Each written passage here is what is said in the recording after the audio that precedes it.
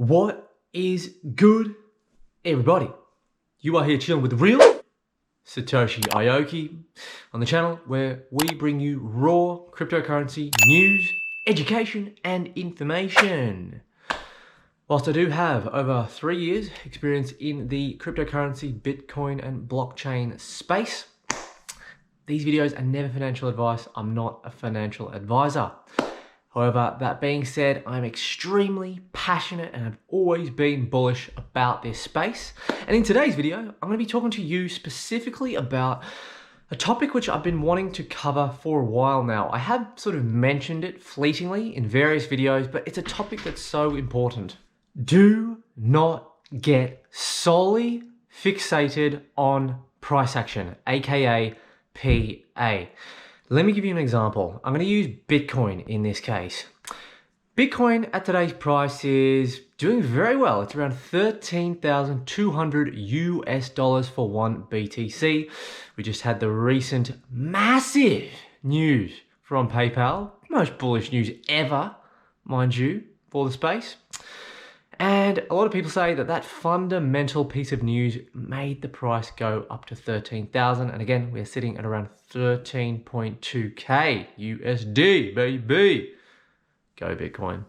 Now, however, how would you feel today as an investor, assuming you are watching this video? I'm mainly talking to those of you out there that are in the crypto space, are investing already, not so much for the newbies, because newbies are welcome to watch this video, but you need a little bit of experience and time and understanding Bitcoin and the space to really get what I'm trying to get at here. All right. How would you feel if the Bitcoin price plummeted across the next week to below 10,000? Let's just say there was some news, something to do with COVID, or maybe it's the time of the election and Trump wins, let's say. All right, and Bitcoin drops below 10,000. So we're looking at a 9,000 US dollar Bitcoin.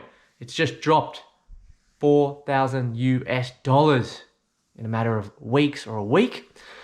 How would you make that feel? How would you make that feel? What would you do? Would you freak out? Would you get FOMO? Would you get FUD? Would you be receptive to the FUD? And would you sell your position on the way down in fear that it would go lower? Of course, there is no exact right or wrong answer to this scenario. There are a lot of factors in play here. What price did you buy in? What was your price target to sell? Did you even have one? Because most people don't, unless you've been in the space for some time. Me personally, I'm not selling any of a large sum of my Bitcoin until it reaches at least 100,000 US dollars. All right, of course, I might take some profits along the way, but if we're talking about big chunks, I don't plan to sell any before 100,000. And for me personally, so long as I had the cash ready, if BTC plummeted below $10,000 in the next couple of weeks, you know what I'd be doing, right? I'd be putting every last dime that I had into that bad boy. I would be investing like there was no tomorrow. What would you do? Take a little bit of time, think about how you would answer that question.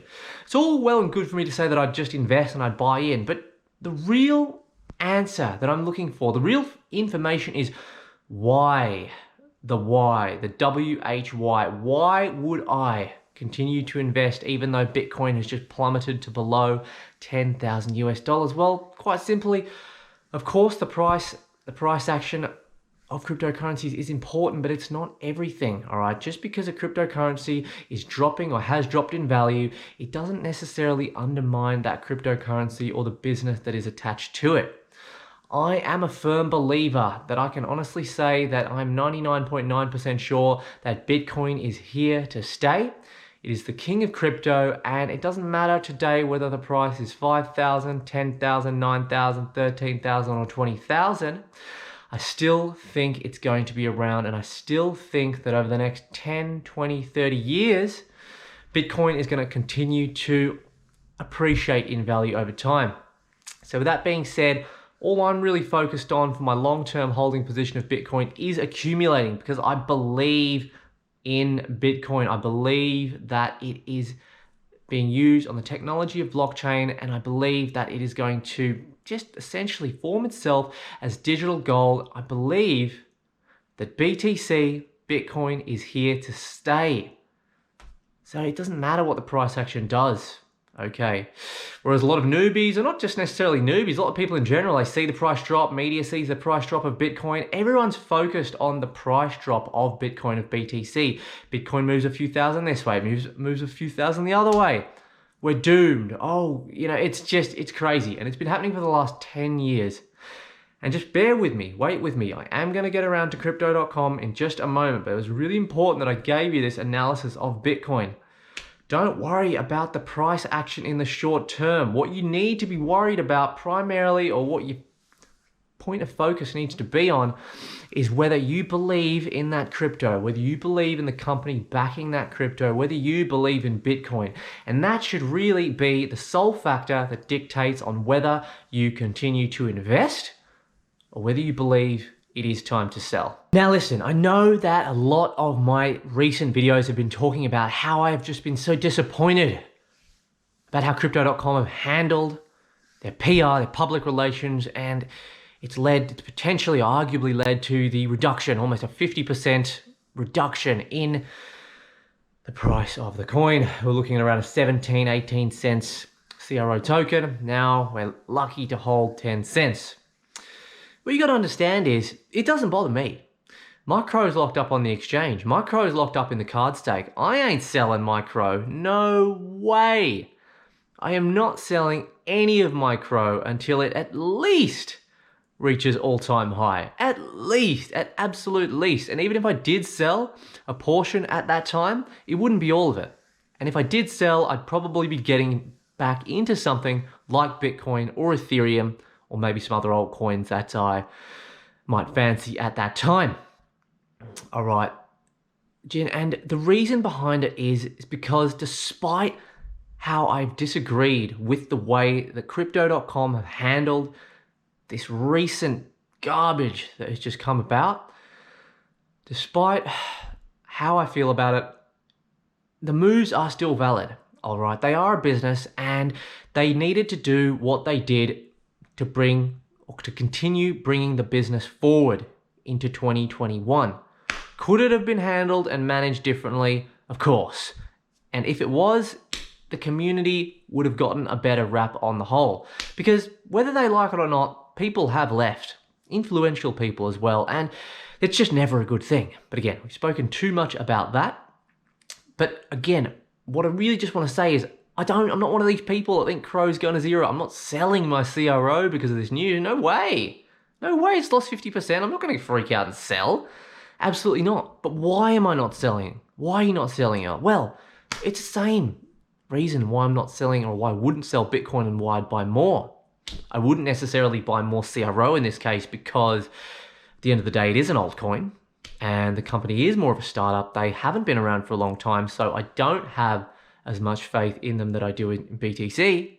If it's just a rough percentage that you want off the top of my head, I'd say I'm pretty much 99.9% sure BTC will continue to succeed, like I did say before. And if we're talking about CRO, I'm going to say 75% sure. But what I can tell you is that each day that does go by, and if I see price appreciation from the CRO token from now on till the rest of the year and entering into 2021, that 75% will quickly turn into an 80%. And that 85 will quickly turn into an 85 and a 90%. And then maybe in 2 years' time, when Crypto.com, the coin itself might be over $1, who knows? And the user base might have increased to over 20 million, then there's just a lot more reason why I will be feeling more and more confident with the percentage in which I think they will succeed, and it might go up and beyond 90%. Crypto.com have got bullish things on the horizon for 2021 as far as I'm concerned. Whilst the AMA with Chris Marszalek last week was one of the most boring things I did listen to in a long time. He's so monotone and just the camera quality was poor. It doesn't matter. I wasn't watching it for the show. I just wanted the information. I just wanted to see what his thoughts were about the business going forward. They're going to be getting a lot more into lending and credit lending, which will basically give us users a lot lot more opportunities to borrow crypto, use crypto as collateral if we want to get loans out, and also for people who want to stake for those loans on the platform, there's going to be opportunities there as well. They're going to be making an exchange app. They've got their crypto.com chain, which is going to be released soon. It's in testnet phase at the moment, but once mainnet comes around, it's going to be a lot more secure, hopefully cheaper, faster, and just more reliable as well. And it's overall just a really bullish thing as well. There has been some mention of some governance as well. So basically what I'm saying when I say that is that the more people that own the CRO token, the crypto.com token, are going to be getting governance rights to potentially vote on the platform the more you do own. The worst bit really about all of this is the people that are just freaking out and just can't see the long-term potential in crypto.com. Again, I'm not saying they're definitely going to succeed as a company, but if someone had a gun to my head right now and asked me, are they going to succeed or not? Give me the answer. Not financial advice, never financial advisor, but yeah, I'd say that they would. I honestly think that they will. You know, again, you've got to remember, what other crypto card, debit card companies are there in the space right now that are really their competitor? I don't see a single one, all right? I see crypto.com as the king. Swipe has just started, all right? They're not on crypto.com's level at all yet, but they are only just in the early stages of their distribution.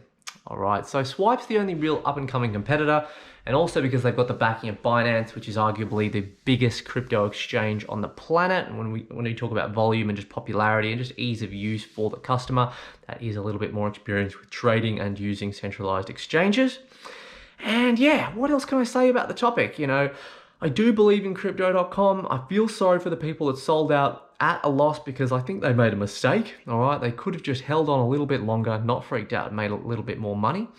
And I know there's a lot of you out there that are watching these videos, a lot of my loyal subscribers, that you're holding onto your CRO nice and tight. Some of you are upgrading before the 2nd of November.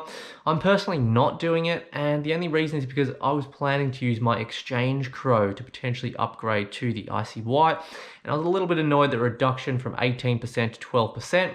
I mean, it's still something. I'm not going to keep complaining about that, but because of that, I don't know what I'll do. I think I'll probably just sell for some Ethereum, that exchange stake that I had, which would nearly have made up the amount that I would have been able to get for the ICY, if that makes sense. And in all likelihood, depending on what prices are of certain tokens at the time, I might invest and just go all in on Ethereum and probably stake it on Celsius Network for 9% getting paid out in Cell tokens. So that's probably my strategy for my excess CRO. And for the amount of CRO that I've got staked for the card, you know, hopefully be around $2,500 to $3,000 US worth. By the end of the year, or maybe by the start of next year, if the price of CRO does recover, I'll just hold that. Okay, I'm more than happy just to hold that, and the rewards that I do keep getting from that, I'm more than happy just to also hold those rewards, keep putting them into things like Supercharger. Maybe I'll get back into syndicates, I'm not sure, okay?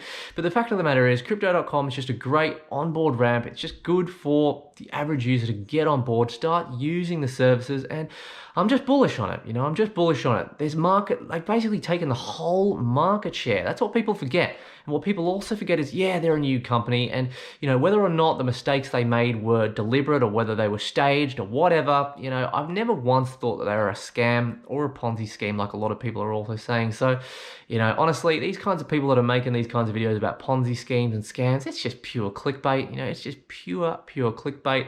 I always bring you the raw, honest truth. I've used crypto.com from day one, had the Ruby Red, upgraded to the Jade Green, and, you know, it's been a hell of a bumpy ride, but I'm holding on tight as ever, and I am bullish on CRO. Let me know your thoughts. What do you think about what I've had to say? What do you think about, really, I want to know, what do you think about the main talking point of this video? Because to be completely honest with you, it's not just relevant to Bitcoin or CRO, it's also relevant to Swipe, all right? I've been hearing a lot of negativity around Swipe, and fair dues, but, you know, again, they're an early company, and, you know, I think there's bullish future for Swipe and crypto.com. I'm going to put it out there right now. I'm going to say in 2 years' time, crypto.com and Swipe will be both the two biggest crypto debit card distributors in the entire world.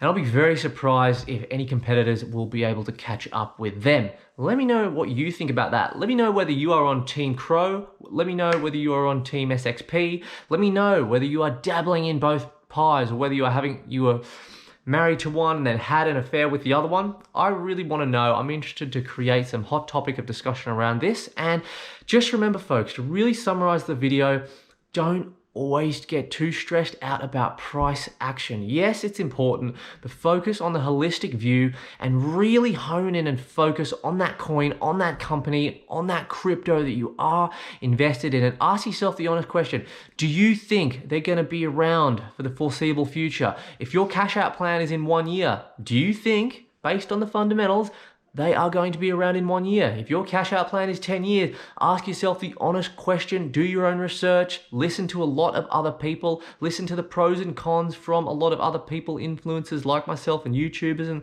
alike, and make the decision. Are they going to be around by the time I do plan to cash out? If the answer is no, then maybe you should just sell and move on to something, well, like Bitcoin, which is probably going to continue succeeding.